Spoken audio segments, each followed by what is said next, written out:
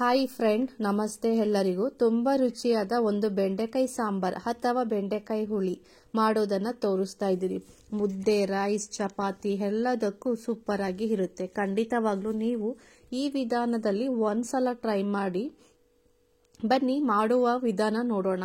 ಮೊದಲನೇದಾಗಿ ಬೆಂಡೆಕಾಯಿ ಸಾಂಬಾರ್ ಮಾಡೋದಕ್ಕೆ ಬೆಂಡೆಕಾಯಿ ತೋರಿಸ್ತಾ ಇದ್ದೀನಿ.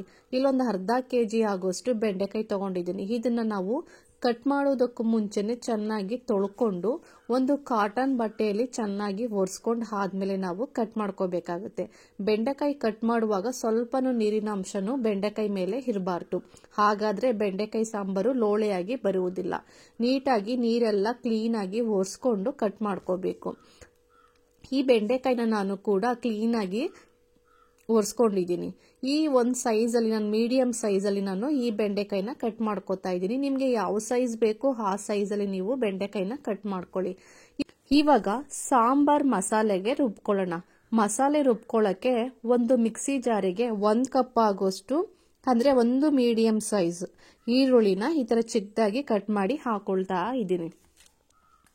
ಒಂದು ಮೀಡಿಯಂ ಸೈಜ್ ಆದ್ರೆ ಸಾಕು. 1 ಗೆಡ್ಡೆ ಬೆಳ್ಳುಳ್ಳಿನ ಇದನ್ನು ಹಾಕೊಳ್ತಾ ಇದ್ದೀನಿ. ಒಂದು ಅರ್ಧ ಇಂಚ್ ಆಗೋಷ್ಟು ಚಕ್ಕೆ, ಒಂದು 5 ರಿಂದ 6 ಲವಂಗನ ಹಾಕೊಳ್ತಾ ಇದ್ದೀನಿ.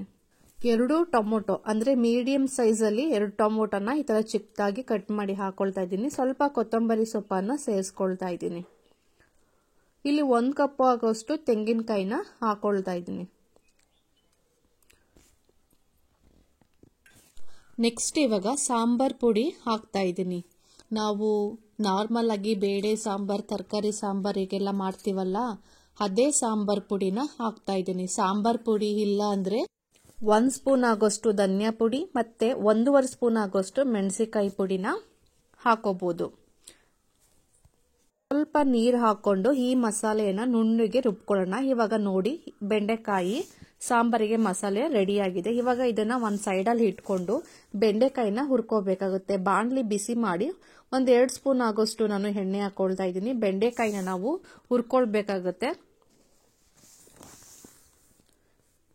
ಎಣ್ಣೆ ಬಿಸಿ ಆದ್ಮೇಲೆ ನಾವು ಅವಾಗಲೇ ಬೆಂಡೆಕಾಯಿನ ಕಟ್ ಮಾಡಿ ಇಟ್ಕೊಂಡಿದ್ವಲ್ಲ, ಆ ಬೆಂಡೆಕಾಯಿನ ಸೇರಿಸಿ ಚೆನ್ನಾಗಿ ಹುರ್ಕೋಬೇಕಾಗುತ್ತೆ. ಅಂದ್ರೆ ಇದನ್ನ ಹುರಿಯೋಕ್ಕೂ ಮುಂಚೆ ನಾವು ಮೀಡಿಯಂ ಫ್ಲೇಮ್ ಅಲ್ಲಿ ಇಟ್ಕೊಂಡು ಫ್ರೈ ಮಾಡ್ಕೋಬೇಕಾಗುತ್ತೆ. ಫುಲ್ಲು ಕಲರ್ ಚೇಂಜ್ ಆಗೋವರೆಗೂ ಚೆನ್ನಾಗಿ ಹುರ್ಕೊಳ್ಬೇಕು. ಈ ರೀತಿ ನಾವು 1 ಸ್ಪೂನ್ ಎಣ್ಣೆ ಹಾಕಿ ಬೆಂಡೆಕಾಯಿ ಹುರಿದು ಸಾಂಬಾರ್ ಮಾಡುವುದರಿಂದ ಬೆಂಡೆಕಾಯಿ ಸ್ವಲ್ಪನೂ ಲೋಳೆ ಬರುವುದಿಲ್ಲ. ಇವಾಗ ನೋಡ್ತಾ ಇರ್ಬೋದು.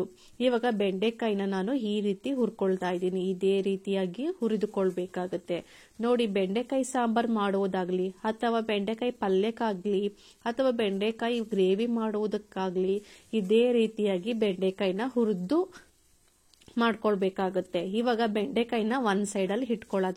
ಒಂದು ಪಾತ್ರೆ ಬಿಸಿ ಮಾಡಕ್ಕೆ ಇಟ್ಕೊಂಡು ಸ್ವಲ್ಪ ಎಣ್ಣೆ ಹಾಕ್ತಾ ಇದ್ದೀನಿ. ಎಣ್ಣೆ ಚೆನ್ನಾಗಿ ಬಿಸಿ ಆದ್ಮೇಲೆ ಒಂದೇ ಒಂದು ಚಿಕ್ಕ ಗಾತ್ರದ ಈರುಳ್ಳಿನ ಈ ತರ ಕಟ್ ಮಾಡಿ ಹಾಕ್ತಾ ಇದ್ದೀನಿ.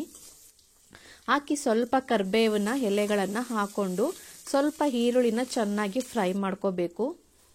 ಇವಾಗ ಸಾಂಬಾರ್ಗೆ ರುಬ್ಬಿದ್ವಲ್ಲ, ಆ ಮಸಾಲೆಯನ್ನೇ ನಾವು ಒಂದು ಅರ್ಧ ಸೌಟ್ ಹಾಕೊಂಡು ಚೆನ್ನಾಗಿ ಫ್ರೈ ಮಾಡ್ಕೋಬೇಕು. ಈ ರೀತಿ ಸಾಂಬಾರಿಗೆ ನಾವು ರುಬ್ಬಿದ ಮಸಾಲೆಯನ್ನು ಹಾಕೊಂಡು ಚೆನ್ನಾಗಿ ಫ್ರೈ ಮಾಡ್ಕೋಬೇಕು. ಈ ರೀತಿ ಮಾಡೋದ್ರಿಂದ ಸಾಂಬಾರ್ಗೆ ಒಗ್ಗರಣೆ ಚೆನ್ನಾಗಿ ಸೆಟ್ ಆಗುತ್ತೆ. ಇವಾಗ ನೋಡಿ, ಕರೆಕ್ಟ್ ಆಗಿ ಒಗ್ಗರಣೆಗೆ ರೆಡಿ ಆಗಿದೆ. ರುಬ್ಬಿದ ಮಸಾಲೆ ಎಲ್ಲಾನು ಸೇರಿಸೋಣ. ಎಲ್ಲಾ ಮಸಾಲೆಯನ್ನು ಸೇರಿಸ್ಕೊಂಡು ಒಂದ್ಸಲ ಚೆನ್ನಾಗಿ ಮಿಕ್ಸ್ ಮಾಡ್ಕೊಳ್ಳೋಣ. ಆಮೇಲೆ ನಾವು ಎಷ್ಟು ನೀರು ಬೇಕು ಅಷ್ಟು ನೀರನ್ನ ಸೇರಿಸ್ಕೊಂಡು ಸಾಂಬಾರ್ನ ರೆಡಿ ಮಾಡ್ಕೊಳ್ಳೋಣ. ರುಚಿಗೆ ತಕ್ಕಷ್ಟು ಉಪ್ಪನ್ನ ಹಾಕೊಳ್ತಾ ಇದ್ದೀನಿ. ನೀವು ನೋಡ್ಕೊಂಡು ಹಾಕೊಳ್ಳಿ. ಇವಾಗ ಕರೆಕ್ಟ್ ಆಗಿ ರೆಡಿ ಆಗಿದೆ. ನೀರನ್ನು ಹಾಕ್ತಾ ಇದ್ದೀನಿ. ಬೆಂಡೆಕಾಯಿ ಸಾಂಬಾರ್ ಅಂದ್ರೆ ತುಂಬಾನೇ ಗಟ್ಟಿಯಾಗೂ ಇರಬಾರ್ದು, ತುಂಬಾನೇ ತೆಳುವಾಗೂ ಇರಬಾರ್ದು, ಮೀಡಿಯಂ ಆಗಿ ಮಾಡ್ಕೋಬೇಕಾಗತ್ತೆ. ಇವಾಗ ಒಂದು 10 ನಿಮಿಷ ಈ ಸಾಂಬಾರ್ನ ಚೆನ್ನಾಗಿ ಬೇಯಿಸ್ಕೊಳ್ಳೋಣ. ನೋಡಿ, ಇವಾಗ ಸಾಂಬಾರ್ ರೆಡಿ ಆಗಿದೆ. ಇದಕ್ಕೆ ನಾವು ಅವಾಗ್ಲೇನೆ ಎಣ್ಣೆಯಲ್ಲಿ ಫ್ರೈ ಮಾಡಿ ಇಟ್ಕೊಂಡಿದ್ವಲ್ಲ ಬೆಂಡೆಕಾಯಿನ, ಅದನ್ನ ಮಿಕ್ಸ್ ಮಾಡ್ಕೊಳ್ತಾ ಇದ್ದೀನಿ. ಇದು ತುಂಬಾ ಹೊತ್ತು ಏನು ಬೇಯಿಸೋದೇನು ಬೇಕಾಗಿರಲ್ಲ. ಆಲ್ರೆಡಿ ನಾವು ಎಣ್ಣೆಯಲ್ಲಿ ಫ್ರೈ ಮಾಡಬೇಕಾದ್ರೆ 90% ಬೆಂದಿರುತ್ತೆ. ಒಂದು 10 ನಿಮಿಷ ಬೇಯಿಸ್ಕೊಂಡ್ರೆ ಸಾಕು. ಇದಕ್ಕೆ ನಾನು ಸ್ವಲ್ಪ ಹುಣಸೆಹಣ್ಣು ರಸನ ಸೇರಿಸ್ಕೊಳ್ತಾ ಇದ್ದೀನಿ. ತುಂಬಾ ಟೇಸ್ಟಿಯಾಗಿ ಚೆನ್ನಾಗಿರುತ್ತೆ ಈ ತರ ಹುಣಸೆಹಣ್ಣು ರಸ ಹಾಕೊಳ್ಳೋದ್ರಿಂದ. ಒಂದು 10 ನಿಮಿಷ ಕುದಿಸ್ಕೊಳ್ಳೋದ. ನೋಡಿ ಸಾಂಬಾರ್ ಇವಾಗ ರೆಡಿ ಆಗಿದೆ. ನಾವೇನಾದ್ರೂ ರಾಗಿ ಮುದ್ದೆ ತಿನ್ನೋರಾಗಿದ್ರೆ ಈ ವಿಧಾನದಲ್ಲಿ ಒಂದ್ಸಲಿ ಟ್ರೈ ಮಾಡಿ ನೋಡಿ. ಖಂಡಿತವಾಗ್ಲೂ ತುಂಬಾ ರುಚಿಯಾಗಿರುತ್ತೆ. ಮುದ್ದೆ, ರೈಸ್, ಚಪಾತಿ ಎಲ್ಲದಕ್ಕೂ ತುಂಬಾನೇ ಚೆನ್ನಾಗಿರುತ್ತೆ. ರೈಸ್ ಮತ್ತೆ ಚಪಾತಿಗೆ ಸ್ವಲ್ಪ ಗಟ್ಟಿ ಮಾಡ್ಕೊಳ್ಳಿ, ಗ್ರೇವಿ ರೀತಿ ಮಾಡ್ಕೊಂಡ್ರೆ ಸಾಕು.